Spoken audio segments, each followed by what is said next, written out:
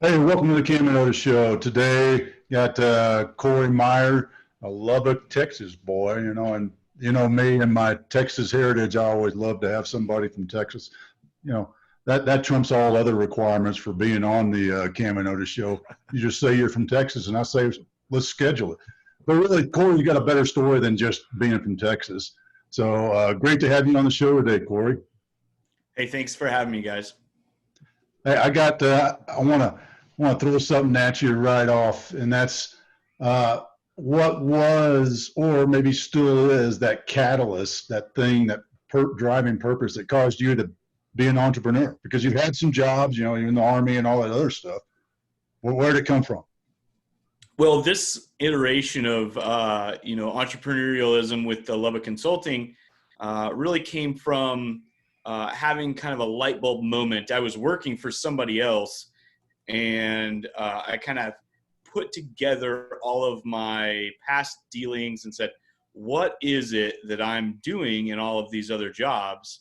And I put those bullet points out, and it said, it made this whole other job because, you have these jobs and you have the bullet points for those. But what was I doing in all of them? What were the common threads? And the common threads ended up being a, a position called continuous improvement management. And so you go into that field and you can be a manager or a director or anything in between. Um, and so I started looking for jobs that way, and really, and so I was looking to work for somebody else. And somebody came along and said, "Hey, I know you're putting your feelers out for this kind of area," because we had kind of networked before with that group of people, and they said, why don't you come and do consulting for us, while you're kind of in transition?" And I said, "Okay, that sounds good. Make me some extra scratch, right?" And then I thought, after I did that, I really loved the process and I really loved doing it. And I said, "Why don't I just do consulting?" And so I had those skills. The market had a need for it, and I had been through entrepreneurial training through school, and so I went ahead and took the plunge and kind of started my own thing. And really, it's been it's been great. And I don't like to look back too much, but there are some times where the entrepreneurship bug is like, "Oh man, this is the best thing ever." And sometimes you're like, "Man, why am I doing that?" I So never had that that feeling. was kind of Never. the thing. Is Oh, that was the catalyst? Is someone asked me to have an experience, and I really liked it. So that's awesome. What I was saying is that no, I've never had that experience. You know, where questioning why I'm doing what I'm doing. well, and that's the thing. It's when I started out, I didn't really have a nest egg or anything to really roll into this. Um, and because I am the product and I am the service, getting investors for building something like this, or doing this, I'm a solopreneur on this side. And really, so on the Lubbock Consulting side, I've built myself a job. I haven't really, it is a business, and I do all the things that businesses require. But I've built myself a job, and I haven't really built a company of employees.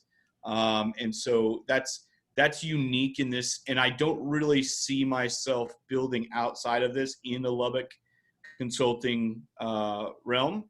Mhm. But as far as the other businesses and things like that, absolutely building a team and having things work that way is it's definitely a different business model, and you have to understand which industries you're in and how to put those business models together. Corey, you mentioned that you really enjoyed the consulting process, and that's kind of what got you into it with Lubbock Consulting. Is that something that where you enjoyed the problem-solving side of things, or what was it that attracted you to that process? A little bit of the problem solving. I'd say a lot of the problem solving. There is a factor. There is I would say a smaller percentage, but there is a factor in the hopping around and moving around and finding new clients and new problems versus working for someone and doing just the continuous improvement management. Mhm. And chief innovation officer or anything like that, you're still working for one company, even though you've got a multitude of different problems. That one company thing was kind of, why would I do that when I could work for hundreds of companies, and always have some new problem and maybe have some of the similar problems, but new people to work with. Mhm. So that was really attractive on that side. Then the problem solving itself, that's what I've been doing, and that's the skill. If you really want to narrow down what I do, it is problem solving. And so I really, really enjoy that side of it. And I'd say that's a huge percentage of why I started this. Yeah. I love what you're saying about consulting and, bouncing around with, because I think that's something that Dad, you and I can both agree with, just what we do, that we love talking with other entrepreneurs about things. But really, when you boil it down, just like you're saying now, a lot of that is because we wind up problem solving with them. And that's the fun stuff, because you're right, our work gets boring. I've been working on this stuff day in, day out for so long. I love to talk about Corey and help try to solve your problems because, hey, it's something different. It mixes it up a little bit. So I love what you're saying there about consulting. Absolutely. That's a great point, though. I'm kind of curious. So problem solving is the the thing that seems to drive you. How do you stay focused on the problem? Because once you open up the closet and you start to see all the skeletons, if you will, for that client, how do you handle that? Yeah. So, that's been a difficult thing in the past, and I've honed my skills over time to try to stay focused on what problem they really want me to solve. A lot of times you have to be, that's kind of the thing that I do is I find the real cause of the problem. So I've had customers and clients say, hey, I think this is wrong. Can you come look at this and figure this out? And really, that was a symptom of the real problem. And so digging deeper and clawing your way through all of the mess, you find all these tributaries that lead to that problem river, right? So those things that are happening all around the symptoms are the real problem. But sometimes the client doesn't really want to hear that. They've got their confirmation bias, and they've got some kind of like idea of what they thought the problem was. And so trying to stay focused is really hard on sometimes, because you don't necessarily, when you work kind of one-off projects with certain clients, you don't necessarily know their attitudes and their behaviors when you're forming a relationship. And so you don't necessarily know that that's what they really want or that's what they don't want.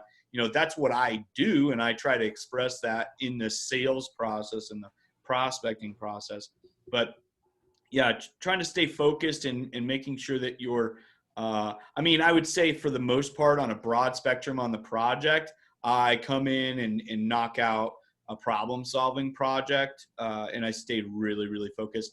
I don't really have a problem with that, but trying to make sure that the scope stays on topic is absolutely essential, and making sure that you're saying things in such a way that get across to all clientele, because you don't necessarily have a whole lot of time to form a relationship with someone. They just want you to come in and knock out their problem. Mm-hmm. And so it is kind of, I would say it's very nuanced in how you need to speak to the clients and have those problem solving discussions, because sometimes that's not what they had in their mind.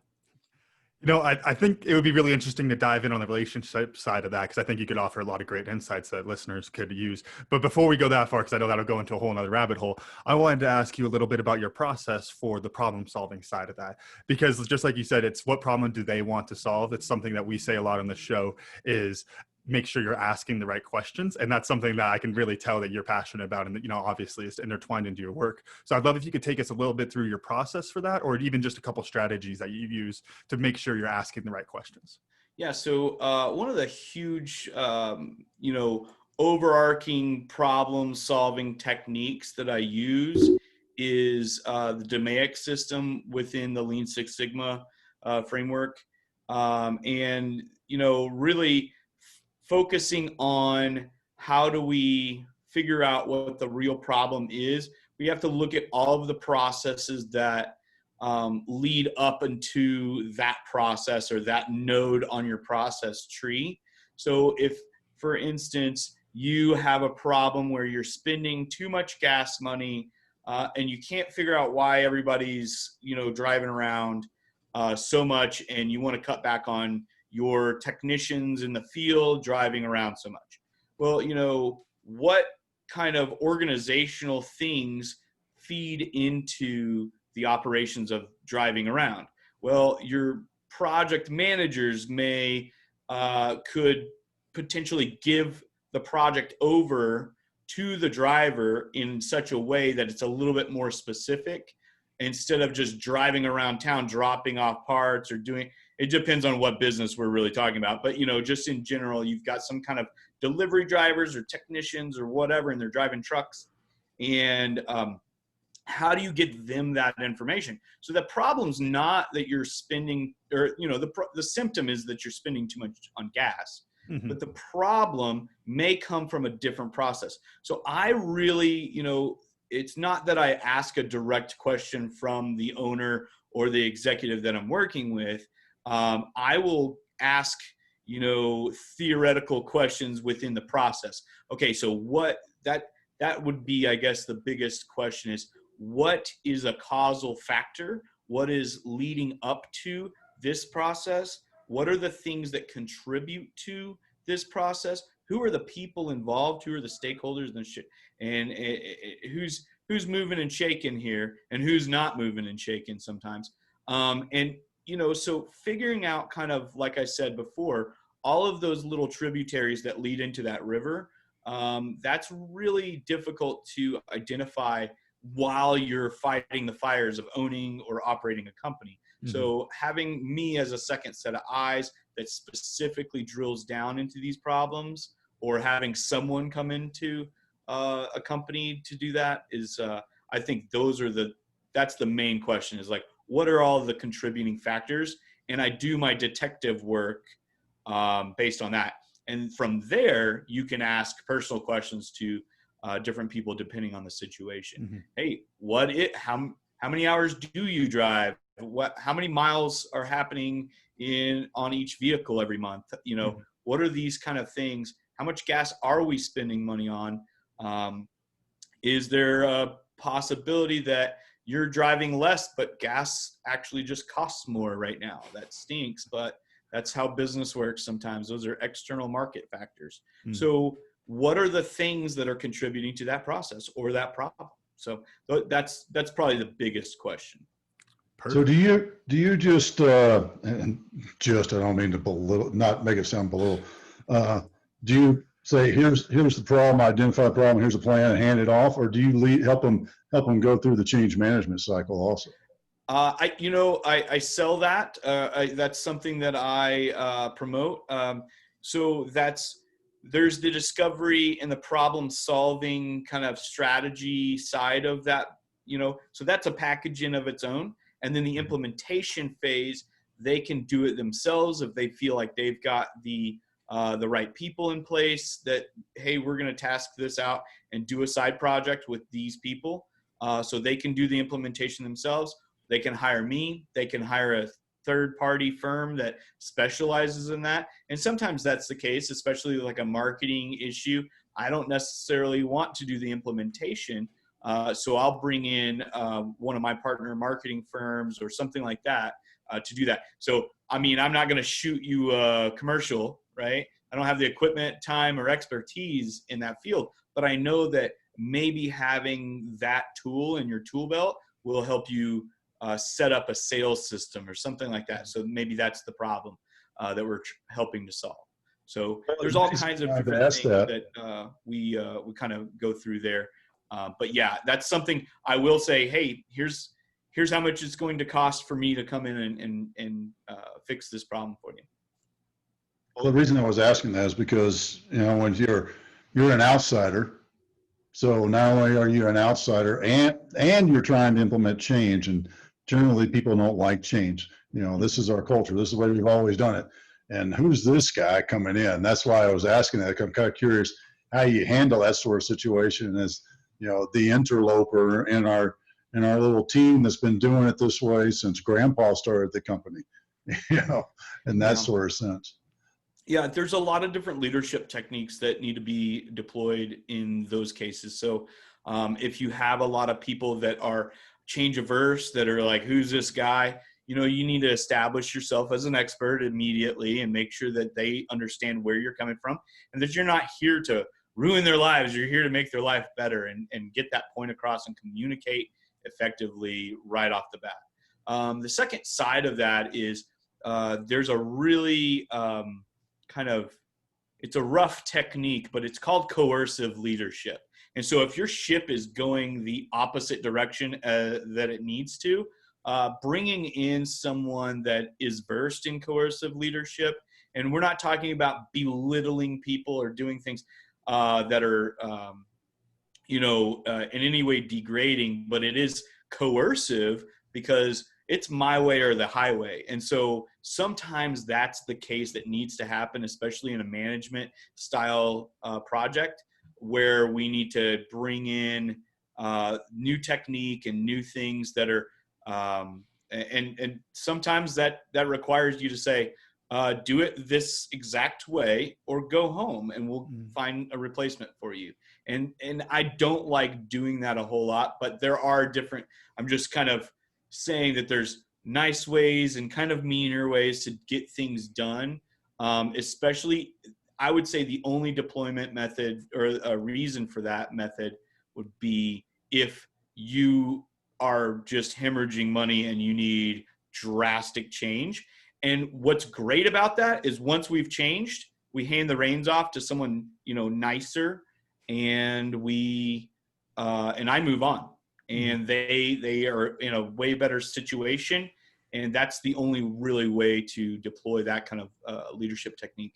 But in all, again, going back to the DMAIC system, that C at the end of DMAIC is for control. And what that means is you've implemented everything, you've watched everything, and now you need to tweak it. So, let's say Otis is, hey, we've been doing this for 20 years. I don't want to change. And he's, one of maybe 5 out of 300 people. And he's just kind of raising a stink about this new software or something like that. Understanding what those pain points are for them. 1, it may be just aversion to change. 2, it may be that this change doesn't really work for Otis. And you need to tweak your system a little bit. And that's what that C is for. What are the measure or what are the things that you need to do to make sure everybody's happy? Because if 5 people out of 300 raise a stink, it's like a bad apple kind of mentality. And then all of a sudden that $300,000 or $2 million program that you just put into place is kaput because he built a coalition of stakeholders that raised their pitchforks and torches and said, we don't like this software. And so you go back to the old way. And so you really need to make sure that you're taking care of those people and making sure that their problems are actually listened to, and then tweaking the system. So again, like in the case of a software, maybe, there's too many steps. Maybe there's some kind of automation in there. If there's 13 steps to something that Otis does 23 times a day, it's going to get real tiring real fast. So maybe simplifying some of those systems or things like that are important. Could you spell out DMAIC for us? I'm sorry? DMAIC. DMAIC. So define, measure, analyze, implement, or improve. It depends on where you're looking. Is that I, and then the C is control. So your define phase is defining the problem. Measuring is really trying to figure out what metrics you're using to define success. So if we're playing football and you're measuring in inches, you might not have a good time, but that's why they're divided up into 100 yards there. So are we playing by yards or inches, or what are we doing? And then your analyze is really digging deep into the process of what is going to happen. And so that's really where you're going to kind of plan and plan and plan. The actual improve is the short part of this. It could be, I mean, really on bullet point lists, right? But it could take a year or two, depending on the plan that you put into place, whether you're phasing in stuff, stair stepping, or doing an immediate change where we're going to Friday night, everybody shuts off their computers, and Monday morning it's all changed. So depending on the change of the thing, your improve stage is varied. And then that control phase is just watching that improvement and making sure that all of those things you put into, those safety measures you put into place in the analyze phase are going to be utilized. Corey, we've talked quite a bit now, actually, about the relationship side of what you do as a consultant, and especially being the outside perspective on these things. And I'm kind of curious, how often, if at all, do you wind up getting caught kind of playing the bad guy, like you kind of mentioned? And then what aspect of that is the fact that whether it's managers or executives or whoever, that the problem that they're looking to solve it's not that it's not unsolvable, it's that they don't really want to do it. And you could wind up basically being brought in, whether, it's the axe or whatever, to kind of be that outside force just because they don't want it. Is that something you run into? I mentioned that as one of the tools that I have in my tool belt, but that really doesn't come into play for me that often. I know some other people that really do kind of have to play the bad guy and have to do things. I usually have a really, really good experience because the employees they're fed up with whatever system's in place, Mm-hmm. and it just takes someone to communicate with them. And for some reason, I've got a knack for communicating with people, I guess. And they're like, oh, thank goodness you're here, because the boss, he hasn't done anything to change, which really, it's funny because the boss is the person that brought me in. So they haven't really done anything to change. So the boss is usually the bad guy. And I'm like, well, I'm here now. I'm here to kind of save the day, I guess, a little bit. And we get those changes done. And, just listening to employees and management and figuring out what their real pain points are and their needs, it really keeps me on the good side a lot of times because I am listening to them and I'm trying to solve the problems that they're having on a day-to-day basis. I think that's great, because that's a awesome answer, because it covers it up and I get my curiosity scratched, and you still sound like a great, awesome, nice guy. So it works for everybody here. I try to be. So you haven't had to play the hatchet man at all then, huh? No, and one of the things that I do preface my interactions with is, one of the things I try to do is not fire anybody and not really, like if somebody's not fitting, I have a belief system that they may just be a square peg in a round hole right now, and we need to find them the square hole for that person to be in the right seat of the bus. I think at some point you hired that person for a reason. You saw something in them. And I think that if at all possible, we need to find what best fits their personality and what best, fits within that. Now, there's always going to be companies that are going to let somebody go. I'm actually talking to a company right after this meeting. I've got to run out and go visit with a company. They are actually, they've decided that they're not going to bring me in to evaluate this manager. They're just tomorrow's his last day and he doesn't know it. And which is sad, but I don't have to do that. So they're going to take care of that. They have already made up their mind. If they had already made up their mind, that would have been kind of worthless for me to even come in and give my opinion on it. Mm-hmm. Because a lot of times I'll come in and say, actually, this person would be great in the team just at this different role. And they've already ticked the box in their mind. They're moved on. They're like, that's the thing that they're going to do. They've got their heart set on it. So a lot of times I give advice and it falls on deaf ears, but that's just the nature of the beast. So then I guess you're okay with that, because that is a big problem when you come in and say, hey, somebody says, I got problem A, B, and C, You come in and you pull it apart and you dive into it, analyze it, and say, yeah, you have those problems, but what's really costing you money is problem H over here. Mhm. You know, that's costing you $100,000. These ones over here, that's 10,000. Yeah. Which one do you Yeah. want to fix? Yeah. So that used to be a real mental problem for me because I was so new at doing this. You know, there's a lot of that goes into entrepreneurship in general, right? So, you know, the formation of the company and the okay, how do I do my bookkeeping and all of the operational side is fine. But how much do I charge? Do I charge for that, or if, you know, what am I doing here? Am I charging basically? You know, at the very beginning, I wasn't charging a whole lot for my analysis and my problem solving. Like, hey, here are your problems. Here's kind of some things that would help you solve them. I can do the implementation phases for you. And here's where I make my money is the implementation. And really what I noticed that I wasn't charging a whole lot for that, you know, diagnosis phase, that, you know, defining phase. And that was just kind of me building a quote for me to fix your stuff. So, you know, hey, your air conditioner is broke. I'm going to send out a guy. He's going to figure out what's wrong with it. Maybe it costs $45. Maybe it's free if we fix it. Right. Mhm. So that's kind of how I was looking at that at the very beginning of my business.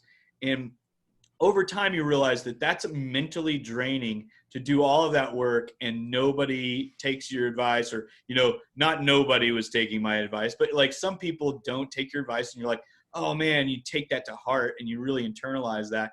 You're like, man, I think they call it like imposter syndrome. You know, you feel like, am I really like bad at my job because I'm giving this advice and these people aren't taking it? And they could really save a lot of money or earn a lot of money depending on what kind of advice is given. And they're not doing any of this.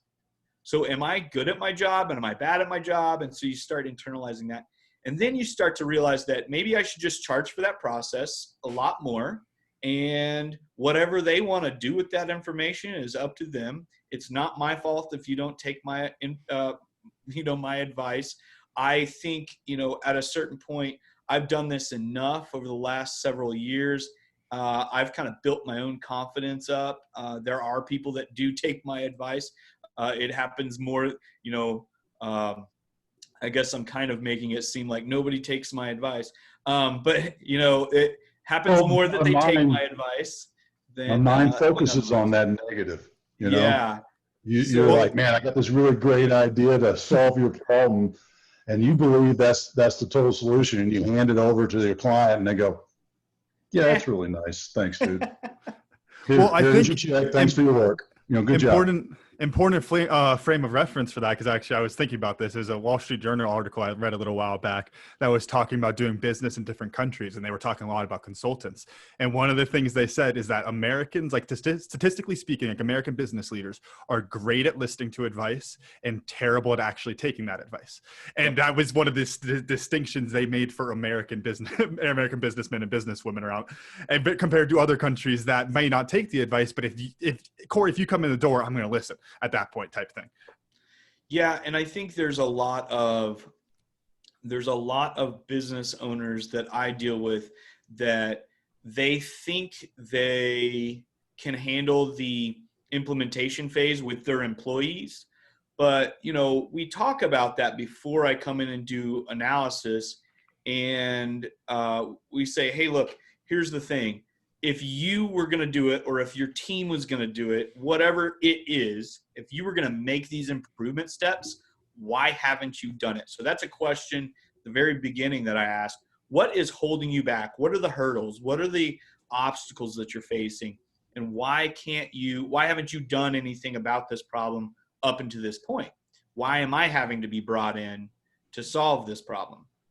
And usually what it is that's that execution thing. Yeah, we're great at listening to advice, but at the end of the day, getting things done while you're operating a company, whether you're an employee or an owner or an executive or whatever, getting those things done while fighting the day-to-day fires because your processes are broken, it's really hard. So bringing someone in that is a professional at solving problems and implementing the fix, that, it's hard to grasp sometimes for business owners that they can't handle this. Like, they now have the answer, but actually putting things into place and putting policy into place, making sure you're making decisions in a controlled way, having a decision-making process for small businesses is difficult.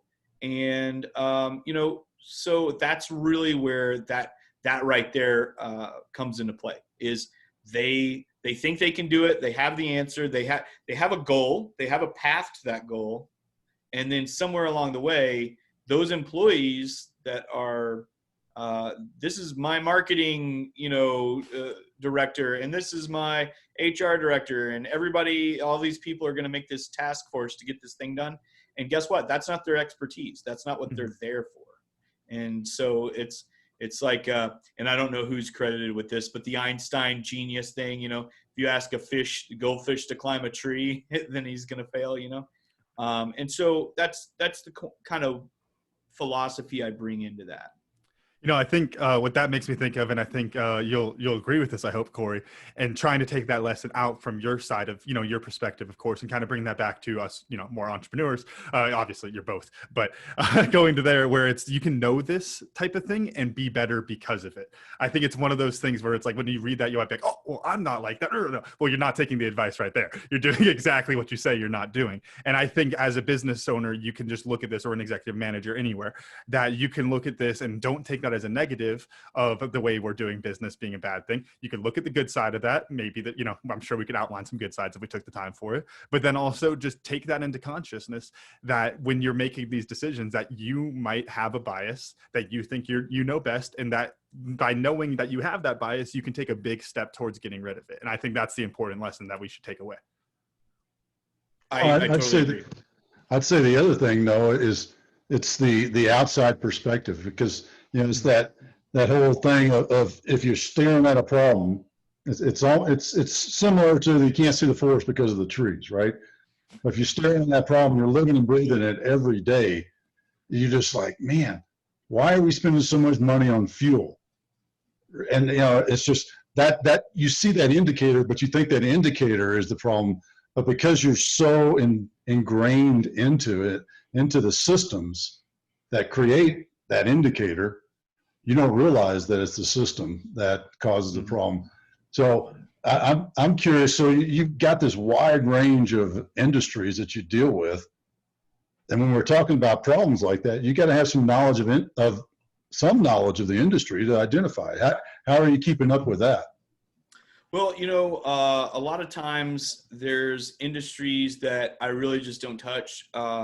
So the restaurant industry, although I know and have a little bit of experience in it, I usually just don't prospect those customers and those clients. And if they do come to me, we have a discussion and I decide to or decide not to take on a project, depending on my confidence level on that type of thing.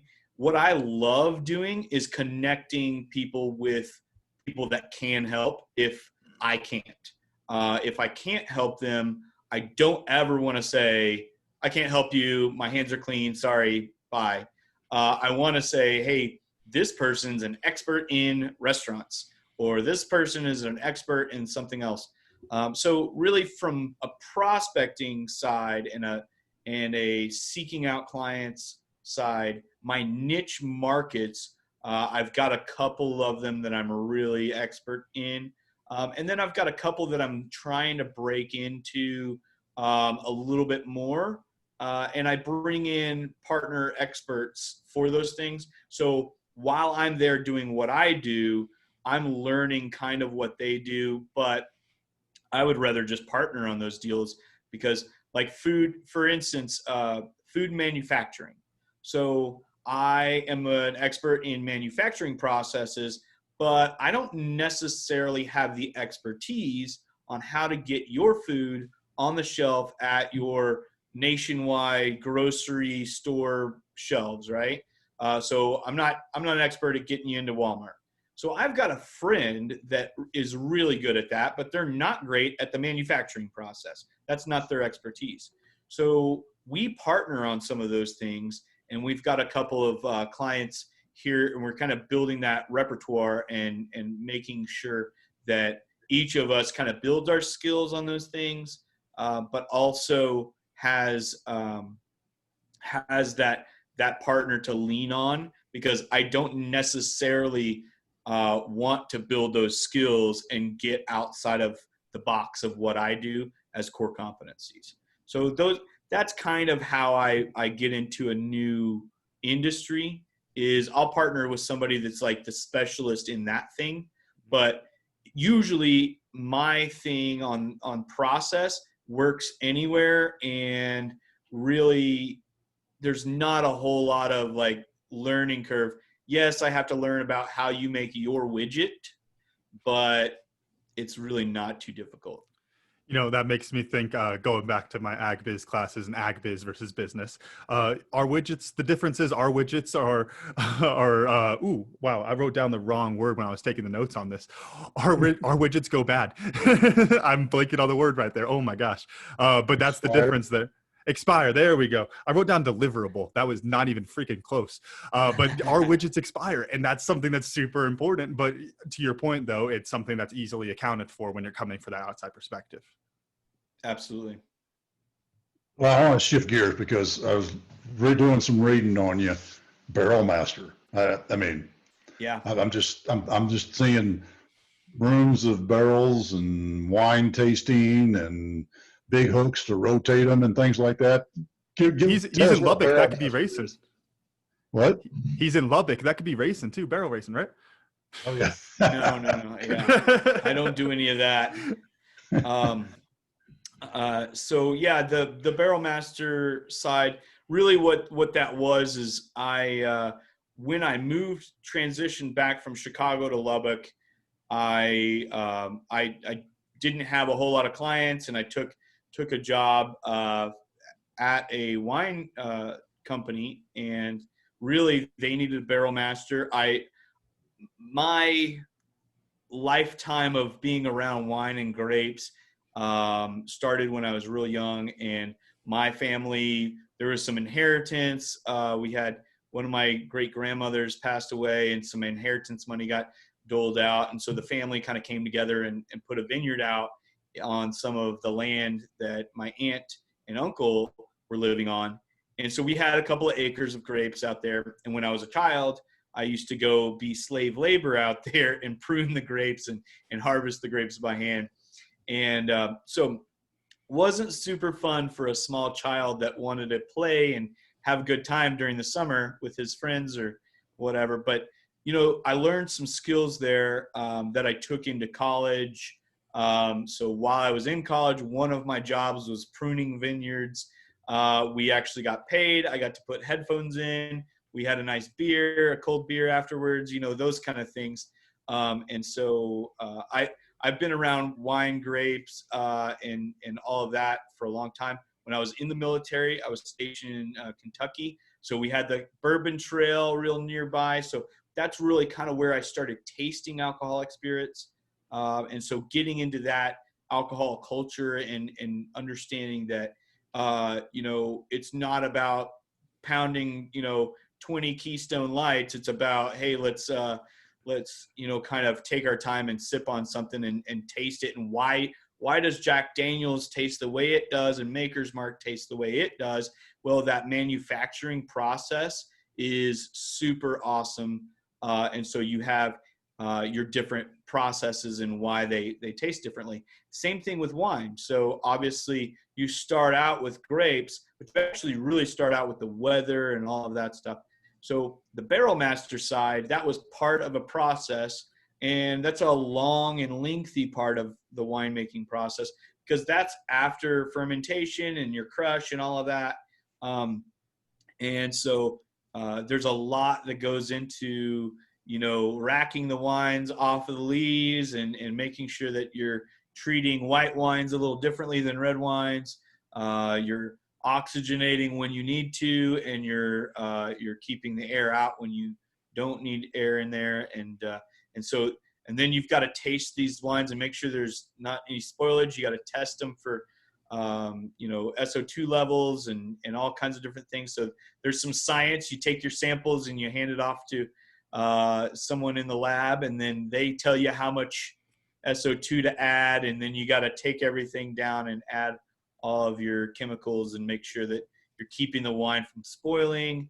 And then, taking the wine out of the barrels, cleaning the barrels, and putting the wine back in. It's a labor-intensive process, but you really get some tasty stuff afterwards, and down the line, and it really is an art. And so that was a really it was a nice little job to get me some cash in my pocket after I'd kind of come back and didn't have anything on the consulting side.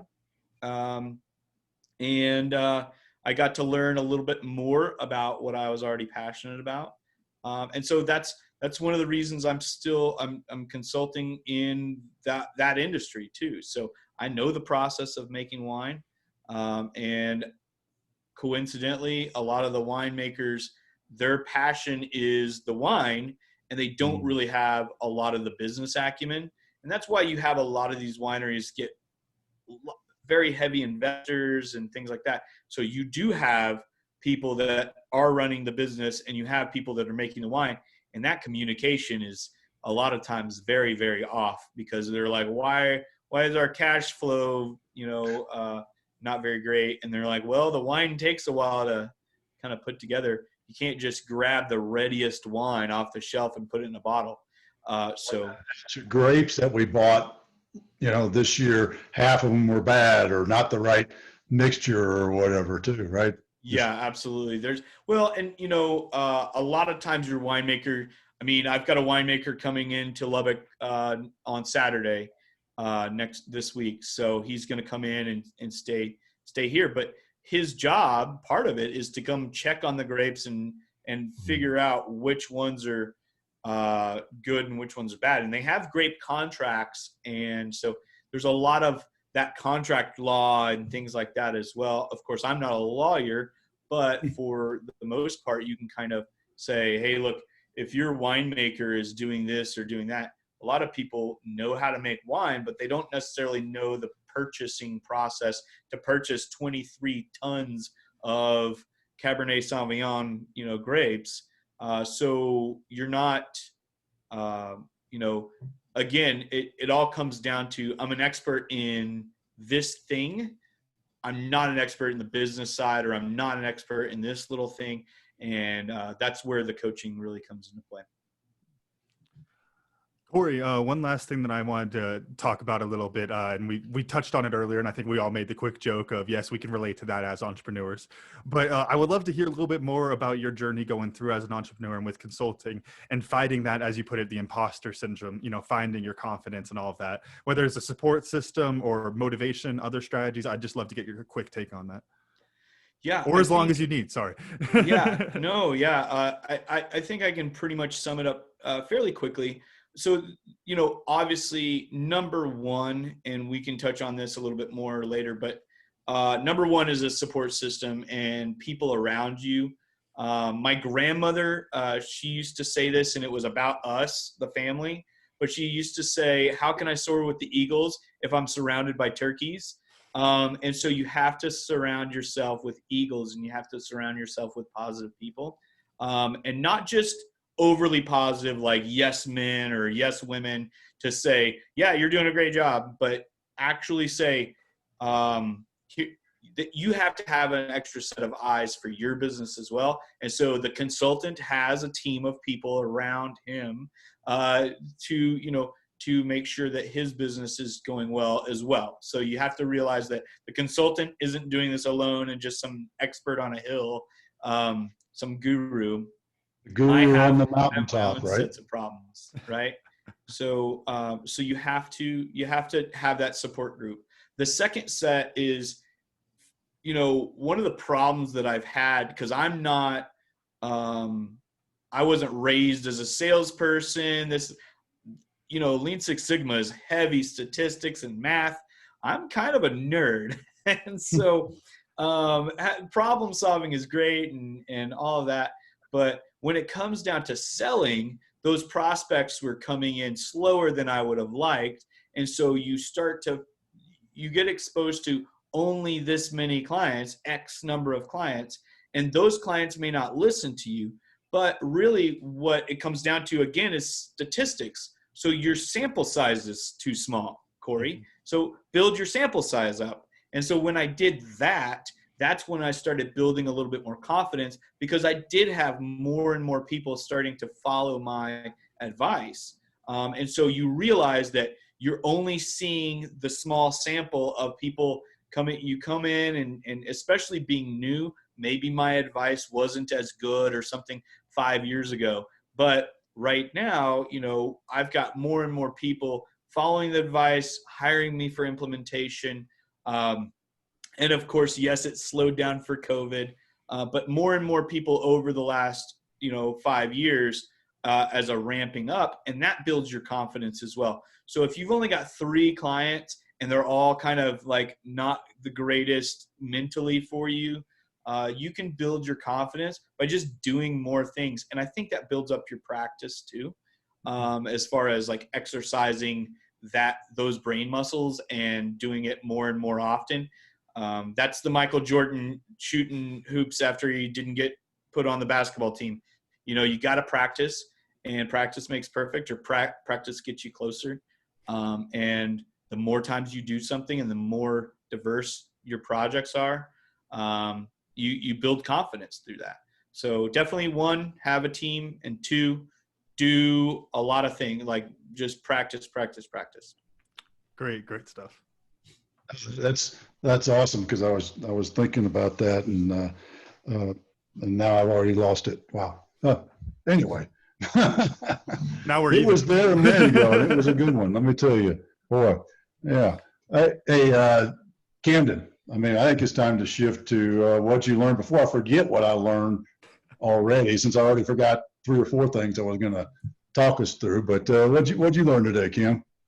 So, Corey, you used the term tributaries, and I love that. And I even wrote out something, and maybe we can all use it. But how are you going to find where the poison water is if you're looking downstream from it, right? You got to look upstream. You got to look where the water's coming from, so you can figure out where the water's spoiled, and then you can adjust from there. I think that I expanded on it a little bit, but you gave me the nugget there, the tributaries. I love that. And I love it. I love my analogies and metaphors when I'm talking about leadership. So that's great. Absolutely.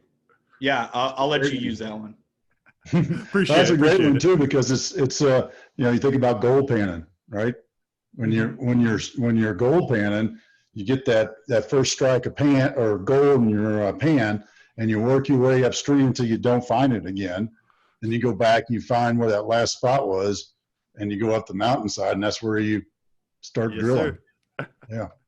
Well, and I got another analogy: the goldfish climbing the tree. I hadn't heard that one before, but it's like, fits right into your reference to right seat on the right bus sort of thing with Jim Collins, doesn't it? Mm-hmm. Yep. But I'm not going to ask a goldfish to climb the tree, unless I'm a smart ass and think that landfish, that mudfish that climbs out on the water. But but that didn't count. That's not real. I'm on some paleontology and dinosaur style Facebook groups, again, me being a nerd, and that has become that fish climbing up on land has become a meme. And it's like, if that fish hadn't have climbed up on land, we wouldn't be in 2020 with COVID right now. So everybody's mad at that fish right now. That's great. What'd you learn? Well, I learned a lot about you guys asking, what kind of questions do you ask and things like that, and bringing that out. I don't really think about the things that I do. I follow my own instructions a lot by putting processes into place, but having to say, what kind of questions do you ask? And it's almost, that kind of threw me off a little bit, because that's something I don't really script and have a problem solving process on those questions. But I do have the question of, where does this come from? And so that topic of the tributaries stays the same. But my problem solving methodology a lot of times is I will just continue to dig. Now, if we're forming a brand with my other company, Traction Graphic Design, I've got a set of questions that I'm going to really probe into and dig. But for some of this, it's usually unscripted. And so maybe I need it might be time to put some process into the process consultants playbook. There's your book. You know, it's what I always say: heal thyself, doctor. Right? Yep. If I would only listen to my own advice, how much better off would I be? Yeah. Yeah, and and I face the same problems as a lot of business owners. There's things that I can't do right away because I'm a solopreneur or whatever. And so I think bringing that in to play is understanding where this business owner is and why they can't solve their own problems. It brings a little bit of that empathy into the problem solving. Oh, we'll just do the, you've all heard this. Well, just all you got to do is this one thing. You just got to do that one thing. And no, it's a little harder than you might realize to do that one thing if you don't have the infrastructure to build that out. Oh yeah, just sell more tickets. Solve all your problems, right? Yeah. That's right. Well, wasn't that what RT said? Was cash flow solves all problems, right? Positive cash flow. So there's the two sides of that, from the annoying part of it to the truthful side. Oh yeah, absolutely. And there's sales consulting type people that'll say, well, how many calls are you making today? Well, I'm making 50 calls a day or 100 calls a day. Well, that'll solve your problem. Just do 200 calls a day. And it's like, never thought of that. Yeah. Well, and and that's really what I do is I look at, say, okay, well, if I did make 200 calls a day, would that really solve my problem? Or in the business consulting world, making cold calls really doesn't help a lot. So you have to focus your efforts on different types of prospecting methods. So in my business, it's a little different. But yeah, absolutely. Making calls or sending emails or whatever. That one thing you just got to do doesn't always fit into a nice, neat box. Mm-hmm. Great. Well, Corey, how do our listeners get in touch with you if they want to bring you on their team or get some advice? The absolute best way is just to visit LubbockConsulting.com. I am on Facebook, Instagram, as well as some other platforms. But absolutely the best way is just to visit LubbockConsulting.com. You can kind of see what we've got going there. You can fill out the contact form and get in contact with us. And I believe my email and my phone number is on the website, so you can give us a shout. And so you can also just add me on Facebook. I've got my Facebook open to anybody that wants to be my friend, and we can have a chat over Messenger or any of that stuff. So you can find me pretty much anywhere. Awesome. Great. Really appreciate it. Thanks for your time today. Hey, Camden, thanks for want to run us out? Yes, sir. So thank you all again for listening to today's show. Special thanks to Corey for joining us today, and our sponsors, MASH, Military and Athletic Strength Hemp Oil, and Verbi Virtual Fundraising. You can check out recent episodes of The Cam and Otis Show on Spotify, Apple Podcasts, wherever you get your podcasts, and check out a full archive at thecamandotisshow.buzzsprout.com. The Cam and Otis Show is on Facebook, Instagram, and Twitter. Thanks again, and we'll see y'all next week.